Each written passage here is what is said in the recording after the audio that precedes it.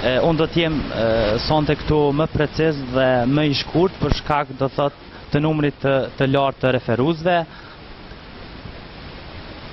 Më lejoni t'i them vetëm 3 gjëra mbi artin e jetit. E para,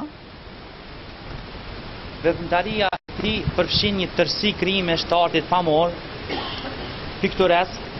grafikës, fotografisë artistike dhe skulpturës, por me këtë paraqitje të sotme, tek artistë e jeti mbizotron piktura abstrakte, lirike, figurative, reprezentative, por dhe piktura realiste e surrealiste.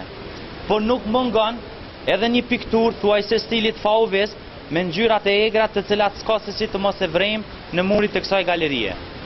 Së dyti, tematika e artit të jetit balancon temat e nivel lokal, nacional, si plumbat e paqës, ngjyrat kombëtare shqiptare kuqezi, shqiptarin me flest bardh, por dhe ato të karakterit globale ndërqytetërimor, si ngroja globale, kamikazi, kryqi, kryqëzimi, vetlimi Krishtit e tjerë. Së treti, arti abstrakt i jetit, pavarësisht se nuk është abstraksionizëm geometrik,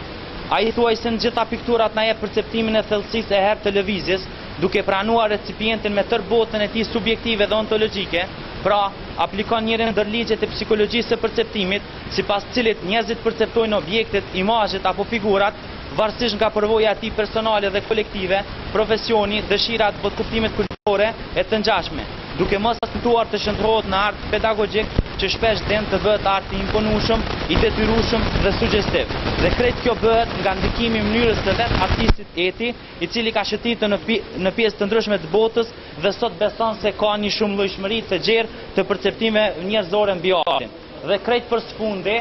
më lejoni ta them edhe një gjë, se në hapësirën shqip-polse, krijuesit e brezit të ri besojnë dhe kjo besojmë e shndruar në stereotip, kur thuhet se gjenerata e krijuesve të moshuar shqiptar nuk janë larguar nga realizmi në pikturë dhe kanë mbetur aty. Dhe